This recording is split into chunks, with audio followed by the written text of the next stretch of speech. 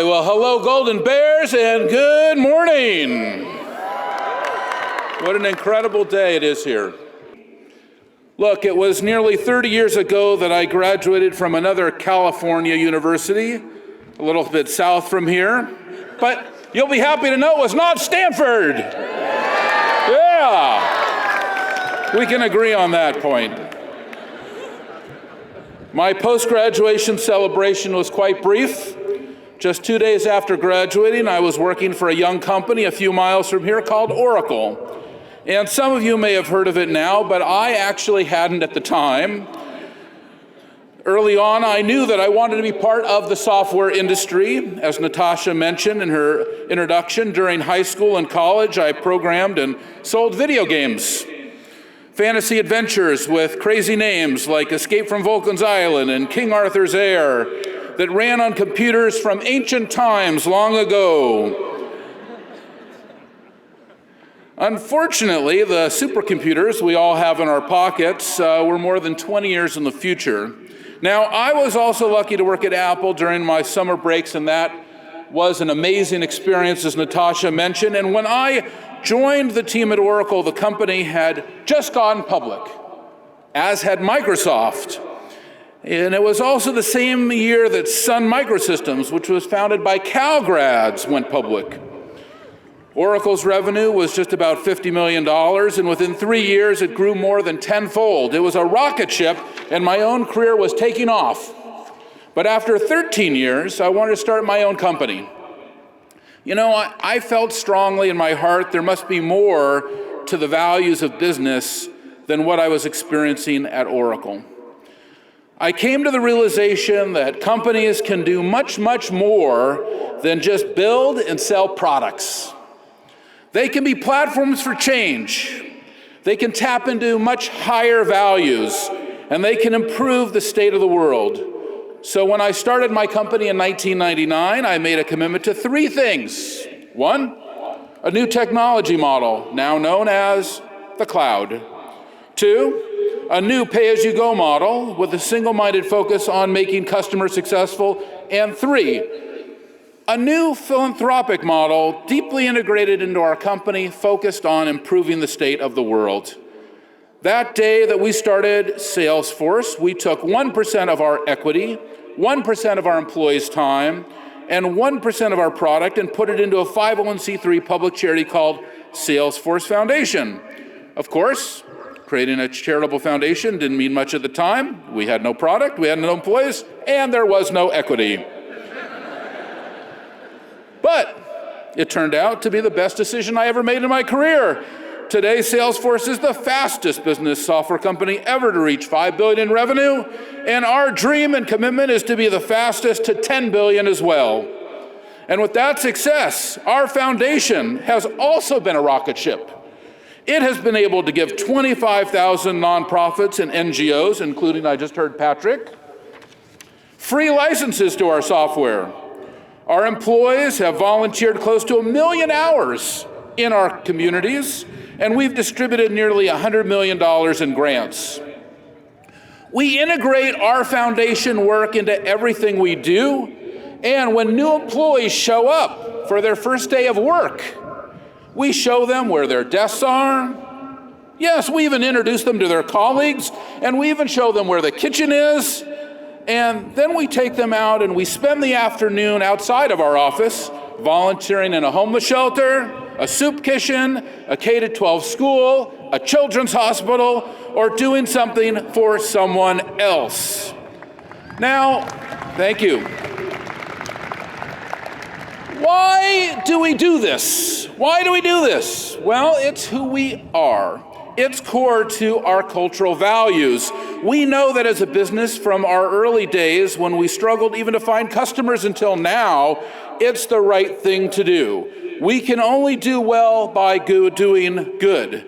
And I know that the best and brightest, like you, who are graduating here today, are looking for more than a paycheck, though one would not hurt. You want to have meaning in your work. You want to work for companies that value all stakeholders, not just shareholders concerned with earnings per share. But every employee, every customer, every part of our community, and even our environment.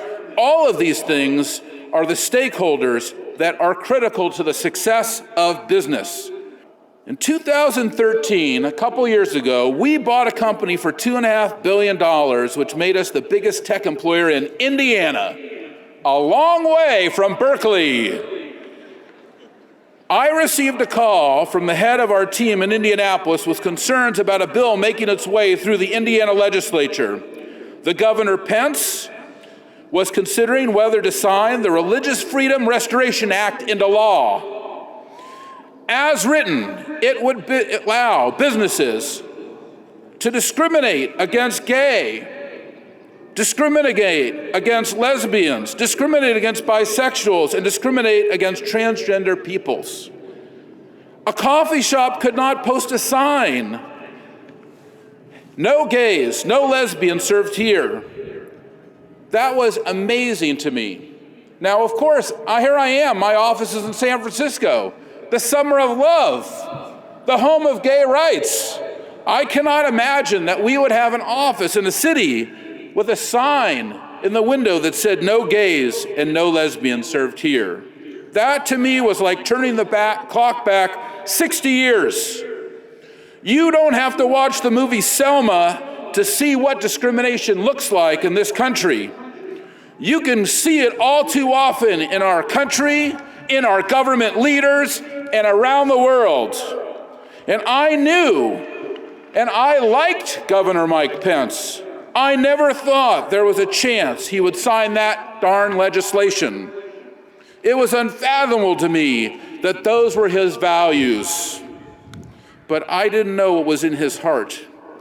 So imagine my surprise. A week later, when I was driving home to San Francisco from an event at the Computer History Museum, I learned he signed that bill into law. I was incensed. I was in the back of this car driving down 280, and I just got so pissed. I just tweeted, "We are forced to dramatically reduce our investment in Indiana based on our employees' and customers' outrage over the Religious Freedom Bill."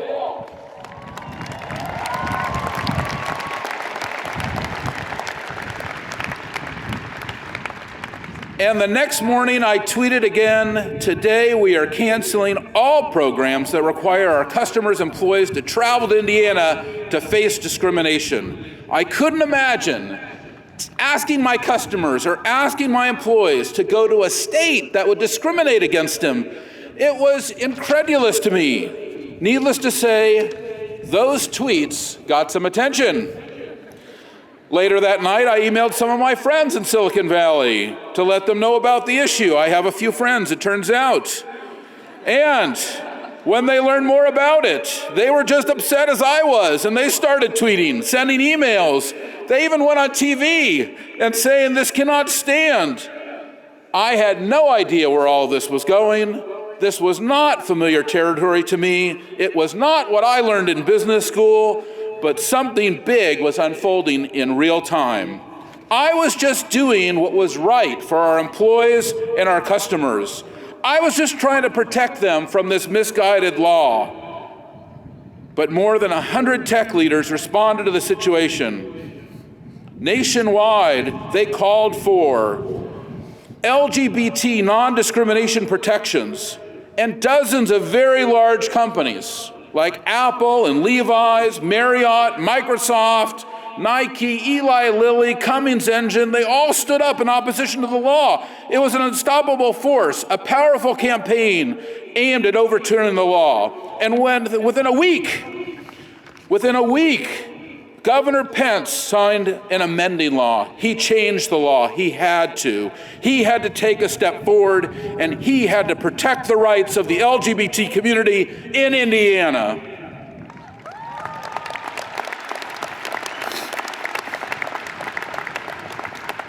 This experience showed me that when companies and when businesses and when leaders and when individuals engage in civic issues, they can be powerful platforms for change. They can give voice to those who cannot be heard. I've learned that companies can be platforms for change. Platforms for change in their culture and values. Platforms for change through technology. Platforms for change through improving education, through protecting our environment, and through doing good deeds. But that's not all. I also learned that it wasn't just companies as platforms for change. It was every employee. It was myself. It was every teacher, every worker, every government leader, and that all of us need to realize our role in improving the state of our world. By using my voice and my values, I was able to affect change, and so can you. And that's my message for you today, graduates. We live in the most amazing time with incredible progress in science and technology, and at the same time, we have lots of perils in the world, societal perils like income inequality and global conflicts. Environmental perils with our oceans getting polluted with plastics and getting clear-cutted, and too much carbon in our atmosphere creating global warming, and technological perils with coming rapid advances in artificial intelligence with unknown outcomes. But I am confident that we have a bright future, that we can overcome these challenges because each of you, our future leaders, instilled with the values of this great university, UC Berkeley, will be a platform for change. Class of 2015, you are the people who are going to change the world for the better. Make it happen. Thank you, and go Bears!